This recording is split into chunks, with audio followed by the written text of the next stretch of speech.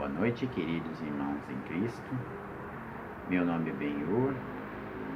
Sejam muito bem-vindos a essa casa de oração virtual. Se sintam acolhidos e abraçados por nosso Mestre Jesus. Hoje trouxe para nossa reflexão o capítulo 27 do Evangelho segundo o Espiritismo. Pedis e obtereis. Peço licença para ler um pequeno trecho do Evangelho segundo o Espiritismo.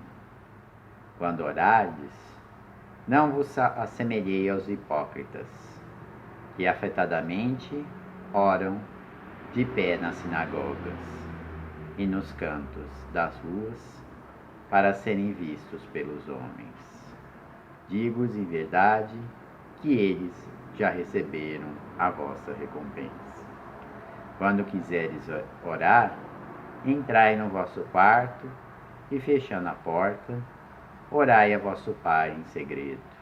E vosso Pai, que vê que passa em segredo, vos dará a recompensa.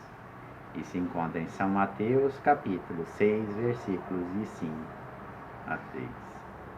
Hoje, na nossa reflexão, a gente vai se atentar mais, esse trecho que fala: quando quiseres orar, entre em segredo e Deus vos dará a recompensa. A gente vai estar falando da importância do Evangelho nos nossos lares, nesses tempos de quarentena, que estamos mais recolhidos nos nossos lares. E vamos conversar também de um trecho de Jesus no lar, que é o primeiro Evangelho na casa de Simão Pedro. Então, o que diz nesse trecho? Povoava-se o firmamento de estrelas dentro da noite prateada de luar, quando o Senhor, estado provisoriamente na casa de Pedro, tomou os sagrados escritos e, como se quisesse imprimir novo rumo à conversação que se fizera improdutiva e menos edificante, falou com bondade. Simão, que faz o pescador quando se dirige ao mercado com os frutos de cada dia? O apóstolo pensou alguns momentos e respondeu, hesitante: Mestre, naturalmente escolhemos os melhores peixes. Jesus sorriu e perguntou de novo: E o oleiro, que faz para atender a tarefa a que se propõe? Certamente, Senhor, respondeu o pescador, curioso. Modela o barro, imprimindo a forma que deseja. O amigo celeste, de olhar compassivo e fulgurante, insistiu. E como procede o carpinteiro para alcançar o trabalho que pretende?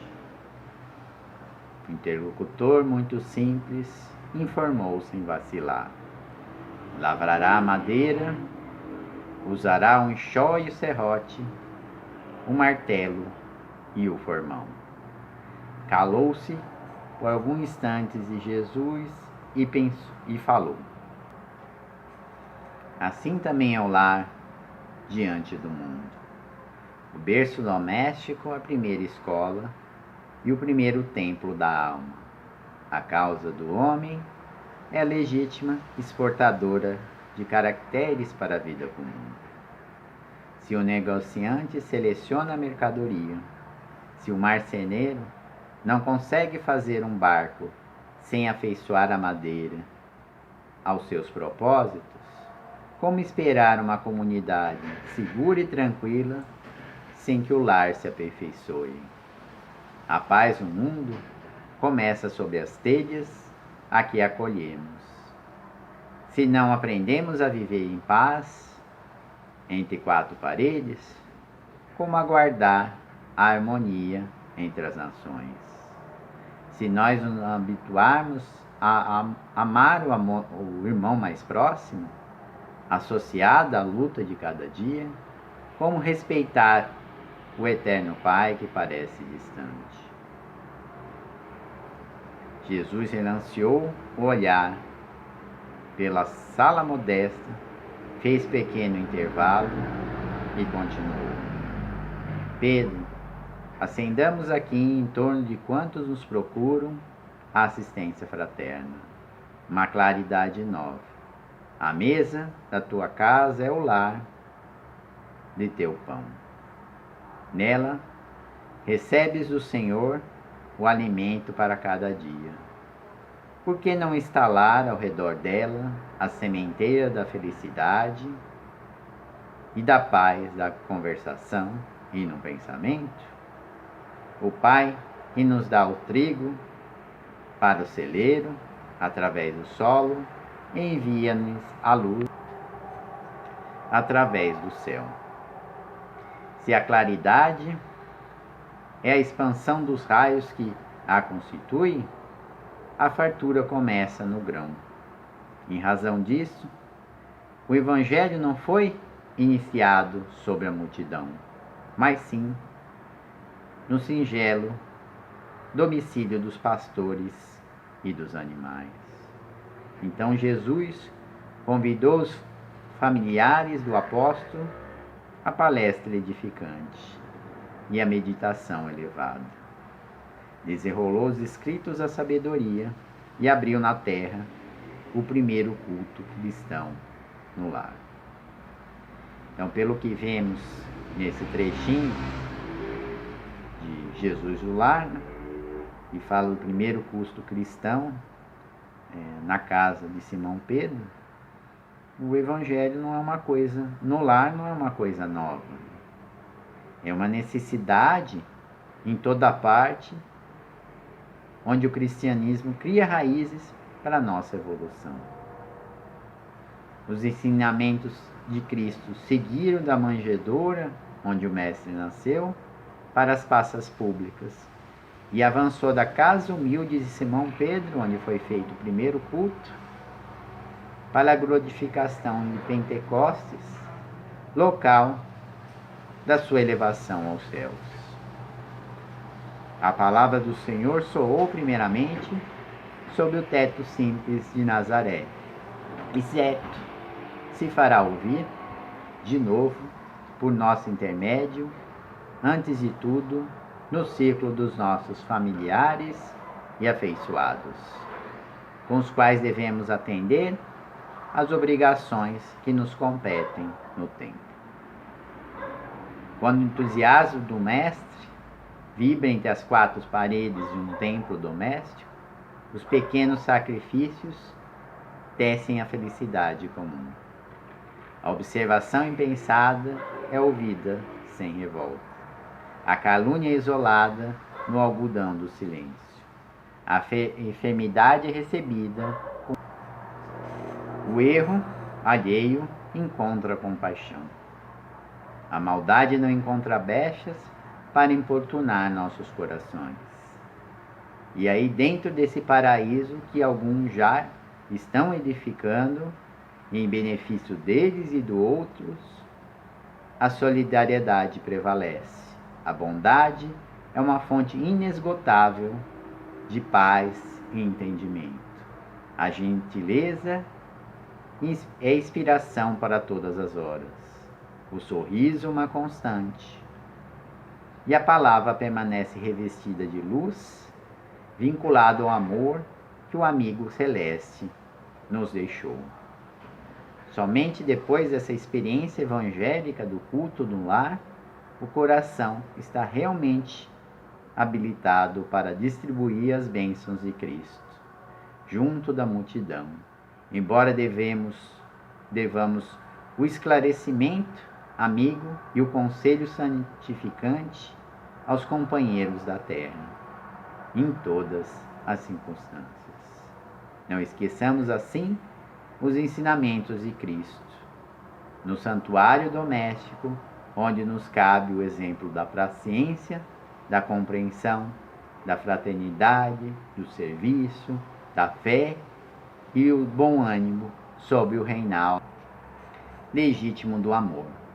Foi estudando a palavra do céu, em 4 evangelhos que constituem o testemunho da luz, somos cada um de nós o quinto evangelho inacabado, mais vivo e atuante, que estamos escrevendo com nossos próprios testemunhos, a fim de que nossa vida seja uma revelação de Jesus, aberta ao olhar e apreciação de todos, sem necessidade de críticas ou pregações.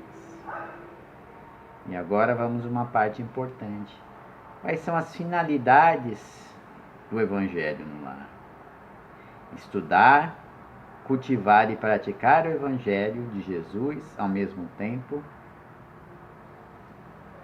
protegendo os lares contra influências espirituais negativas. No livro Mensageiros de André Luiz, consta uma passagem dessa, né?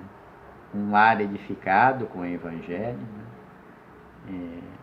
Estava iluminando por todo lado, irradiando bons fluidos. E começou uma tempestade, né? Os irmãozinhos ignorantes, né, que estavam perambulando, os espíritos perambulando, eles buscam abrigo.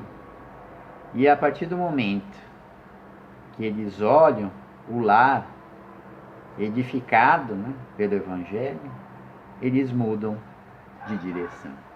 Então vamos entender o porquê dessa mudança de direção. Vamos falar mais tarde com mais detalhes.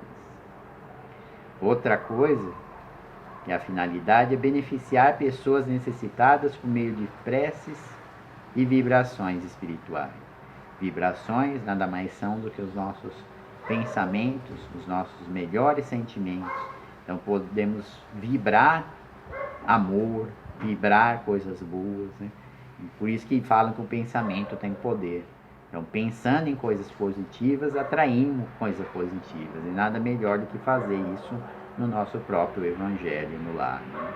Qual que é um roteirinho para o nosso Evangelho, né? Vamos escolher dia e hora da semana para que possamos realizar com a presença de familiares e não ser interrompido, observando com rigorosidade e pontualidade para assegurar a proteção dos nossos benfeitores espirituais, dos nossos anjos da guarda. É importante estabelecer um dia e um horário em que a maior parte dos membros possam participar, porque nesse dia e horário os benfeitores vão vir em nosso auxílio para fazer com que possamos compreender melhor esses ensinamentos do Mestre. Vamos colocar uma jarra de água para ela ser abençoada e bebida no final do Evangelho. Vamos iniciar a reunião com o número que for possível de pessoas da família, designar um para dirigir, e se quiser pode trocar. Abrir a reunião com uma prece simples e espontânea, dirigida a Deus, que pode ser proferida por qualquer pessoa. Ler um pequeno trecho do Evangelho segundo o Espiritismo, ou na falta dele, do próprio Novo Testamento. Comentar o texto lido com palavras simples e compreensíveis, buscando sempre a aplicação dos ensinamentos de Jesus na conduta pessoal e na vida diária, podendo qualquer um fazer o comentário com objetividade e clareza, evitando debates e discussões. No final, vou contar uma historinha de como não deve ser feito o Evangelho, né? A história vai mostrar, né, o porquê não estava dando certo, né? No finalzinho vamos falar com mais detalhes, né? Realizar seguidas vibrações, que são nossos sentimentos, nossos pensamentos, né, de fraternidade e de amor aos necessitados na seguinte ordem, né? Pela paz na terra e no coração dos homens, pela difusão do Evangelho no mundo, pelo auxílio a enfermos, encarcerados, descrentes e suicidas, pela ajuda aos trabalhadores de Cristo que se dedicam à prática do bem e ao esclarecimento público das verdades espirituais, pela fraternidade entre os homens, sem distinção de crenças ou condições sociais. E aí a gente faz a nossa prece de encerramentos. Não é uma condição necessária que todos participem, né? Isso tem que ser espontâneo, do coração. Pode obrigar ninguém a participar, porque aí não teria finalidade. Mesmo que seja uma única pessoa participando, né, ela vai beneficiar todo o lar, né? Os nossos lares são refúgios sagrados para os membros da comunidade e o culto é um recurso de extraordinária importância que se utiliza o plano espiritual para sustentar o trabalho de evangelização da humanidade e de proteção à família. Nesse livro também, Mensageiros, nessa lar que era edificado pelo Evangelho, as pessoas tinham Jesus no seu coração, os trabalhadores do bem podiam também descansar e se fortalecer para os seus trabalhos, né? Porque eles também precisam refazer as suas energias, né? E nesses eram pontos de descanso desses trabalhadores. Então veio a importância do Evangelho, né? Por sua importância, esse trabalho é visado pelos espíritos ignorantes, que vão fazer de tudo para atrapalhar esse trabalho. Então, se de repente vocês estiverem fazendo o Evangelho e chegar alguma visita, convide-os para participar. Se eles não quiserem, informe que você está fazendo o Evangelho, para eles voltarem numa outra hora mais conveniente que vocês possam recebê-lo, né? Então sejam perseverantes, né? Para que dá continuidade nessa iluminação dos nossos lares, né? Especialmente agora que estamos reclusos por causa do coronavírus, né? É um importante fortalecimento moral dos nossos lares, né? Podemos fazer vibrações para os casos justos e graves que atinjam a sociedade, a nação e a humanidade. No caso, podemos rezar pelo coronavírus, né? Pelas pessoas que estão doentes, né? Que estão passando por necessidade. Então é uma vibração muito importante para elas, né? Evitar comentários e críticas ofensivas a pessoas ou religiões, bem como conversas pouco edificantes antes, durante e depois da reunião. Essas reuniões não devem durar mais que 30 minutos, né? E você pode usar música suave, né? Para melhor realização da preparação e do encerramento, né? Aqui a gente nunca pode esquecer os benefícios da oração, tanto que nós começamos com um trecho do Evangelho que fala da força da oração nos nossos lares, em silêncio, não para mostrar para os outros, mas para benefício de nós mesmos, né? Toda vez que se ora no lar, prepara-se a melhoria do ambiente doméstico. Cada prece do coração constitui força de relativo poder. Por isso mesmo, não é um curso só de iluminação interior, mas processo para defesa exterior, pelas claridades espirituais que acende em torno. O homem que ora, ele traz consigo uma grande proteção. O lar que cultiva a prece transforma-se em fortaleza. Compreenderam? Os espíritos ignorantes experimentam choques de vulto em contato com essas vibrações amorosas e luminosas no santuário que faz o Evangelho. E por isso que se mantém à distância, procurando outros rumos. E aí está a explicação que eu ia dar, por que aqueles espíritos no livro Mensageiros, eles se afastaram, eles tiveram um choque. A energia deles é muito negativa. E eles, com a energia do Evangelho, é uma energia positiva. Isso, eles têm um choque que o que é, a gente atrai aquilo que a gente pensa, né? Então, se a gente pensa coisas boas, vamos atrair nossos anjos, espíritos de luz. Se pensamos coisas ruins, vamos acabar atraindo esses irmãozinhos que estão procurando quem tem afinidade com eles, né? E aí a gente vai contar a história do culto do Evangelho no lar ou tribunal. Então, uma senhora foi no centro e perguntaram, o dirigente perguntou se estava tendo efeito o Evangelho na casa dela. E ela falou que não, que estava tendo pouco efeito. Ele perguntou se poderia ir. E aí eles fizeram a oração, fizeram a leitura, e logo após a leitura, né? O chefe da casa falou, ela, né, que na verdade ela que fez a leitura, né? Falou, ó, tá vendo? Isso cai bem para você, tá vendo? Você tá sempre irritado e nervoso. Ah, mas você que fica discutindo, me mandando ao inferno. Aí o filho chega e intervém, ah, mas vocês dois ficam brigando só comigo. Aí a empregada vem, ah, mas você também não é fácil, né? Então gerou um clima de discussão e de brigas, né? E aí ele, percebendo isso, falou, ó, o culto do evangelho é uma iluminação nossa, do nosso interior. É uma coisa que a gente tem que buscar a nossa melhoria interna, né? O que esse evangelho faz comigo? O que eu tenho que refletir sobre mim mesmo, né? O que eu posso melhorar com essa leitura? O que o evangelho está trazendo para mim? Não é uma forma de eu apontar o dedo para os outros, virar um juiz, um carrasco, um condenador. Não, o evangelho é uma iluminação de todos nós, né? Buscamos corrigir os nossos erros, né, e as nossas imperfeições. A gente não pode querer mudar o outro, mas nós podemos nos mudar para sermos pessoas melhores e através do nosso exemplo, das nossas atitudes, mudar a outra pessoa e isso mudar o mundo.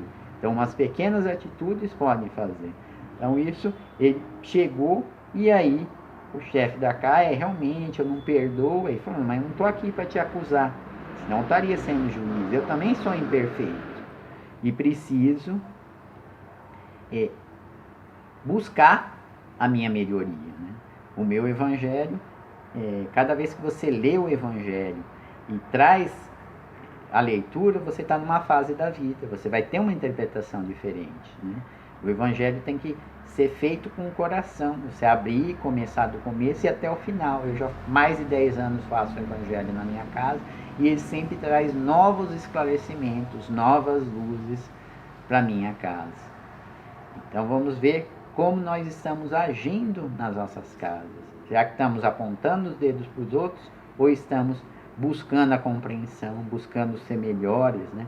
Isso é o objetivo do evangelho, né? Que Jesus os abençoe, muita paz, amor e luz. Boa semana a todos e vão com o Mestre nos nossos corações. Que assim seja.